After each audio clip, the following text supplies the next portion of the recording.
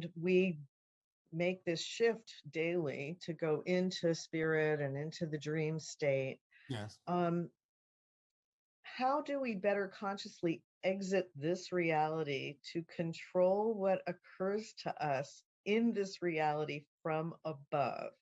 Or would you define our existence here on Earth as a bubble reality? We can define it as a bubble reality. It's an interesting and convenient way to talk about your particular universe. But that's, again, just an arbitrary label. If it works for you, use it. Now, the idea, again, of leaving the physical reality permanently, which I believe is what was being asked, is, again, you have your own timing. You will leave when you're ready to leave. You will leave when you're done with the theme that you chose to explore, unless you decide to explore a different theme, which is now possible in your physical transformational reality. But most of you will have set up some circumstance where you will simply leave when it is time to leave, when you're done with what you're doing, with what you're exploring, like anything. And again, if you're always curious about when that time might be, as we have suggested before, you can always lie down on the floor, you can close your eyes, you can say, I'm ready to leave. I'm done with what I'm doing in physical reality as an experience. And then if you can count to 10 and then open your eyes, you're not ready to leave. You're not done, because it should be that easy to leave. If you are done, you would leave. Wait, does that mean you can program having a peaceful transition when your time comes? Why not? How And would you again, program that? well, again, clarify everything in your life so that there is no fear-based beliefs remaining, so that you don't have to believe that there's any suffering needed or anything like that. And sometimes you will know that many people, just before, a split second before something happens that might actually kill them, will already be out of the body.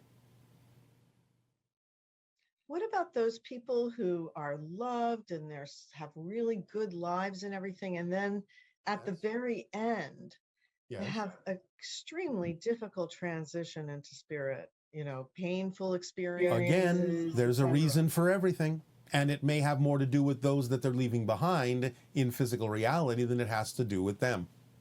So again, as always, case by case, person by person, there's no one general, one size fits all to those particular kinds of experiences.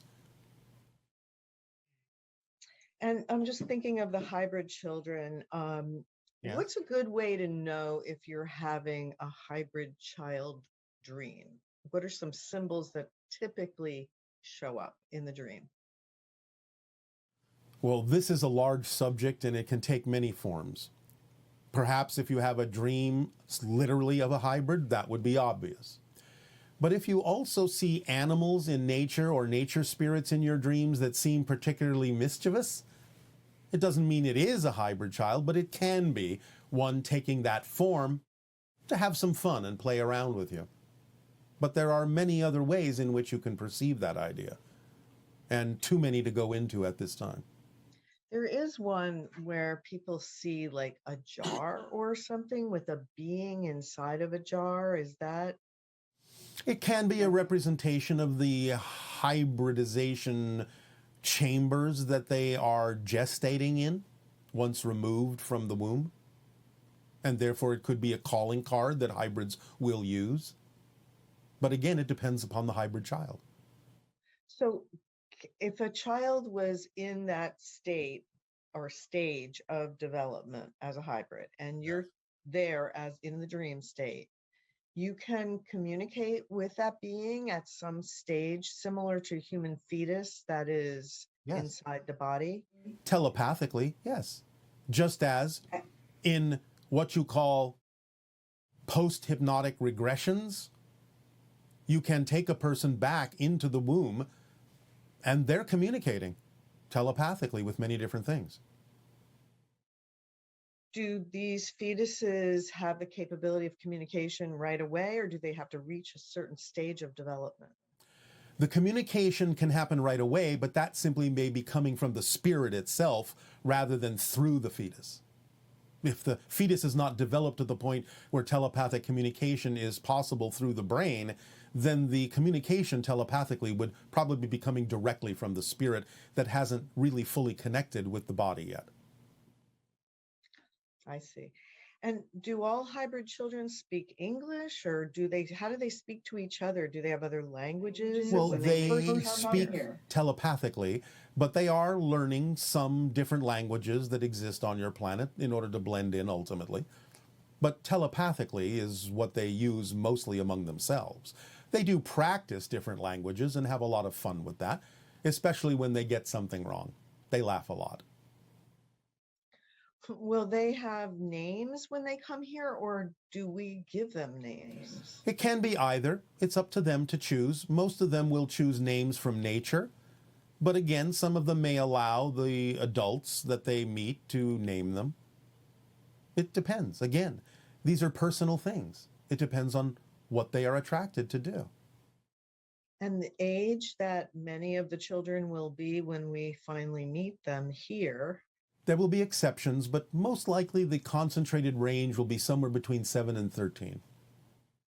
And as a 7-year-old, though, they would be much higher functioning than a 7-year-old in our particular species. Well, they will be much higher functioning than a 7-year-old used to be on your planet, but many 7-year-olds now being born on your planet are extremely high functioning. Yes, we have noticed that. It's amazing what some of the kids can do now. Yes.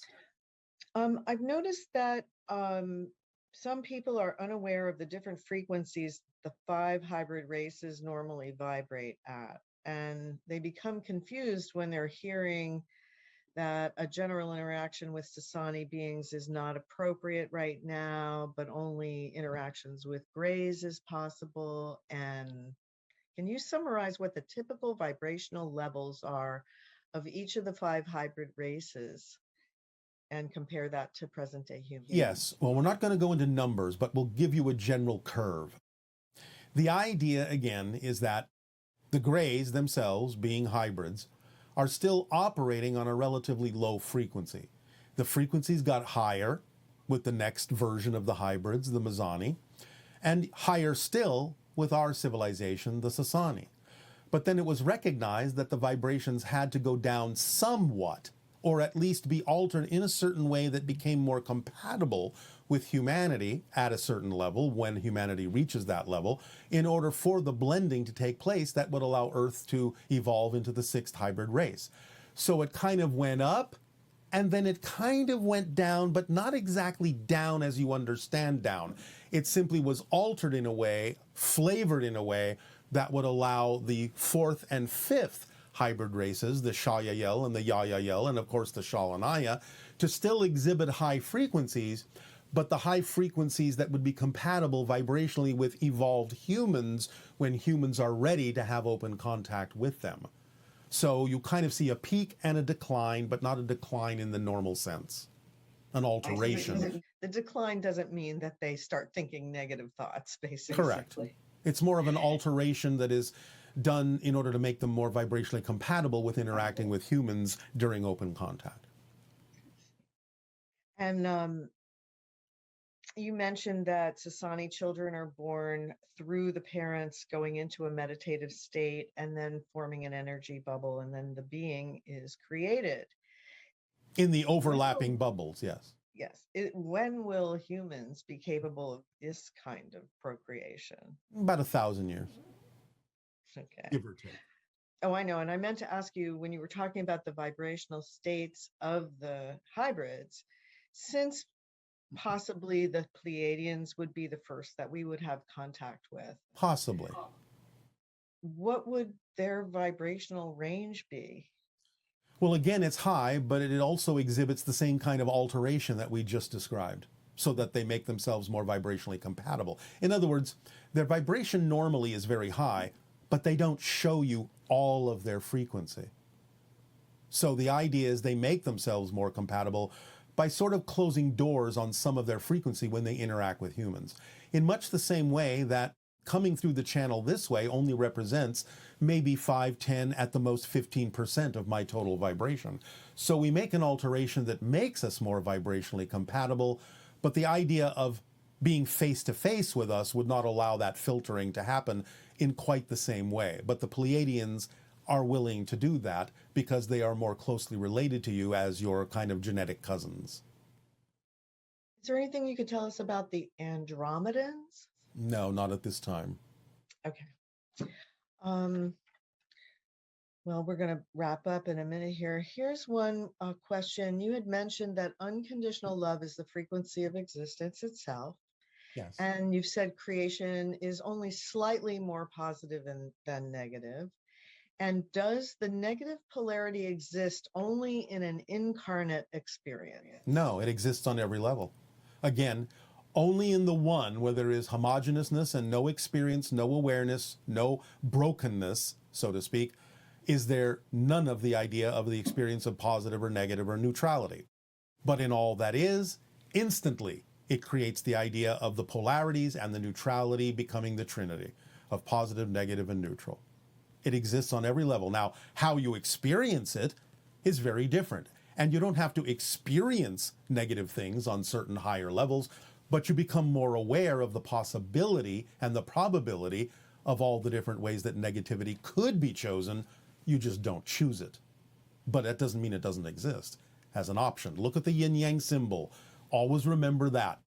There is the light side and the dark side, but in each, there is a drop of the other because the other is always accessible. No matter how far you go into the darkness, there's always a drop of light. No matter how far you are into the light, there's always a drop of darkness that is accessible to you. It doesn't mean you have to experience it, but it's always a choice. Well, on that note, it's really good to know that I guess what you're saying also is if there is any dimension of time in your experience, then there's polarity, right? Yes. Okay, so that what is the level of consciousness, the highest level of consciousness that experiences polarity? All that is. Ah, I see.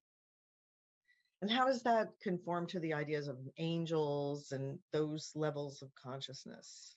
Well, angels, as we have said, are kind of like the first reflection of all that is.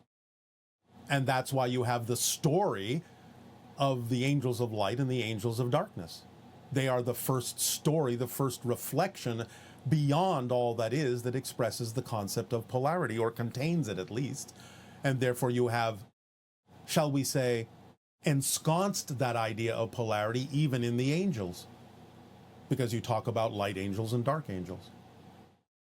So if a person thinks that they are experiencing themselves coming from a reality where there is no negativity, it's not that the negative does not exist, it's that it's not perceived or it's not related. It's not expressed.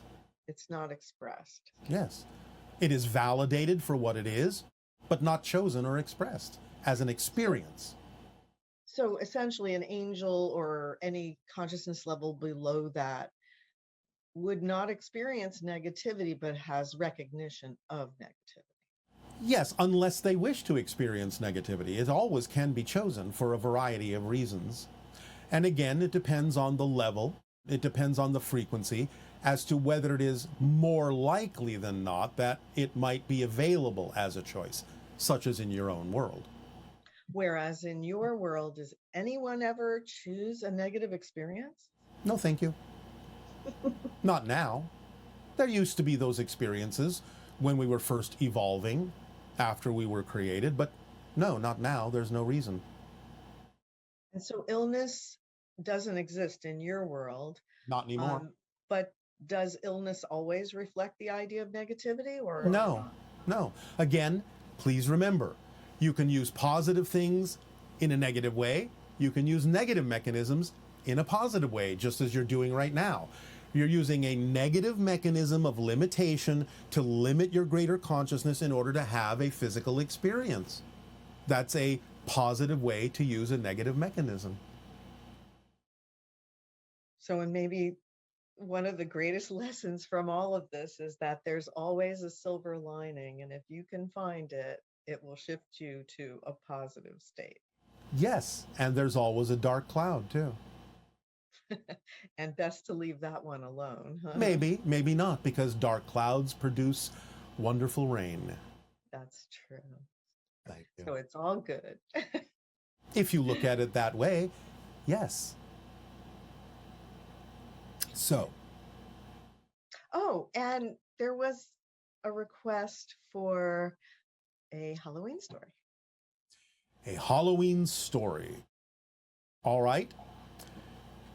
We are going to pull this story from what you would recognize as the channel's future consciousness. In other words, it's a story that's in his consciousness that he hasn't realized yet and will write in the future. Of course, he will realize it now because we'll imprint it on him and impress it on him so he could write it sooner than he otherwise would have done. This is not an interference because these things are available to us through the channel's consciousness. And since it has to do with a story that he will have written, then we can pull it now because it is allowed to do so. This is called The Demon with the Sweet Tooth. Jack and Jill, 10-year-old twins, are made up like skeletons for Halloween. They have done this on their own because Jack is very excited about special effects makeup and has done a wonderful job making he and his twin sister look just like Day of the Dead skeletons. And they go around in their neighborhood collecting candy, and they arrive at the 13th house that evening, and a woman opens the door who is dressed like a clown and looks at them and says, "Oh, what wonderful costumes. Here is some candy for you." They very quickly say thank you and turn around and walk away because to them, clowns are even scarier than skeletons. And they continue on their way and arrive at the end of the block. And they look down the block and it is very dark. There are very few streetlights. And Jill says, "Well, maybe we should go the other way." And Jack says, "Well, our big sister, Rachel, has said that some of the best candy is on this block. So we shouldn't be afraid of that." And Jill says, "But Rachel should have been with us." "Yes," says Jack, "but now she is in high school and says that chaperoning two young children is less exciting to her than going to her parties, her Halloween parties. Ooh, big deal, big grown-up parties. So we are now on our own for the moment. So let us go down this block and collect some more candy." And so Jill reluctantly agrees, and they move down the block. They don't get more than maybe about 100 feet when all of a sudden, a huge, scary, demonic clown shows up in front of them and howls at them on the wind. And they freeze, not able to speak or run. And the demonic clown with glowing green eyes reaches out and snatches away their bags of candy and devours it in an instant.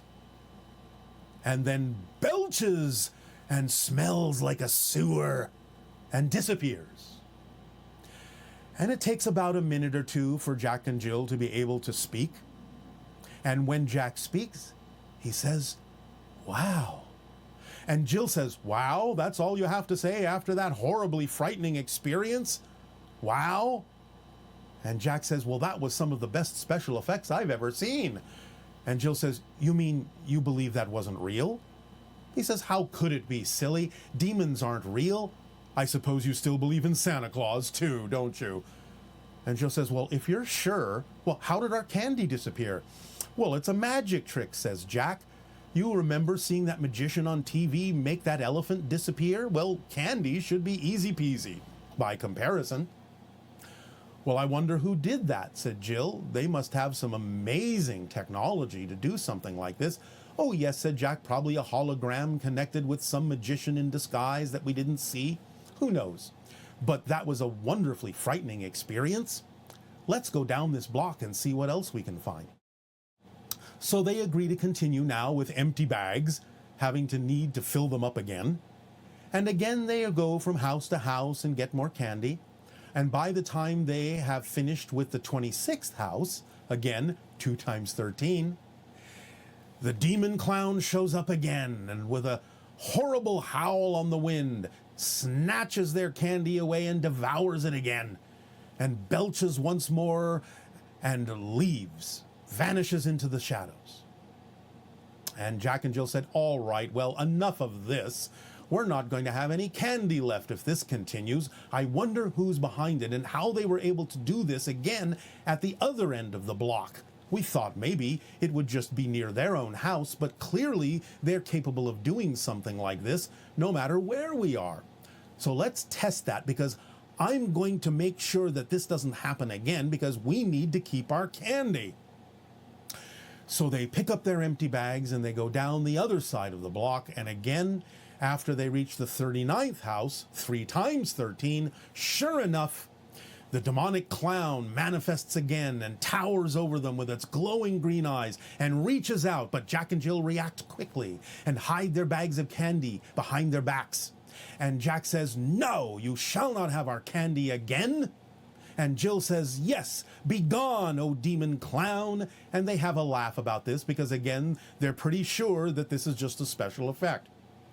But as they confront the demon, surprisingly, shockingly, the demon clown begins to cry. And as it continues to cry, it starts to shrink. And it continues to cry and continues to shrink. And it shrinks down and changes into the image, into the ghost of a 7-year-old little boy. And this 7-year-old little boy ghost continues to weep in front of them, floating in the air before their eyes. And suddenly Jack and Jill recognize the little boy ghost. "Josh Graves," Jack says. "But you died last year." "Yes," said the ghost, whimpering. "I was sick for a very long time. And I could never go trick-or-treating, and finally I died, never having experienced Halloween. And so I became angry and jealous of all the children that go around trick-or-treating and want to snatch their candy away, because if I can't have it, you can't have it." And Jack and Jill felt compassion for the little boy who had died. And Jill said, "I'll tell you what, why don't you come trick-or-treating with us now?" "Do you mean it?" said Josh. "Oh yes, it would be great fun, because you can actually scare the people after they give us candy, because you are a real ghost. And that would be so much fun." Well, the little ghost boy stopped his sniffling and said, "Yes, I would love to do that." And so the 3 of them traipsed off and went trick-or-treating and received a lot of candy and gave a lot of scares. And at the end of it, Jack and Jill said, "You know, I have an idea. Why don't you come trick-or-treating with us every year?" "Oh, I would love that," said Josh Graves.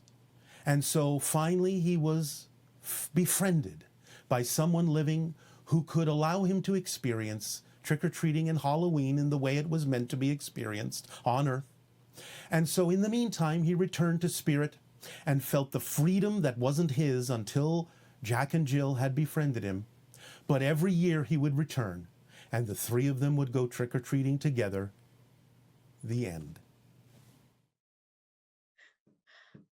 Oh my goodness, that's wonderful. Yes, it is. And so maybe many of you this Halloween will befriend a spirit and go trick-or-treating together, knowing that they are there with you, whether you can see them or not, having as much fun as you're having, so that you can know you can always go trick-or-treating with the spirits on the other side. So now, allow yourselves to relax and experience the meditation that we have for you this day. Thank you so much, Bashar. We love you so very much. Our unconditional love to you all, Nania. Again, prepare now for your meditation.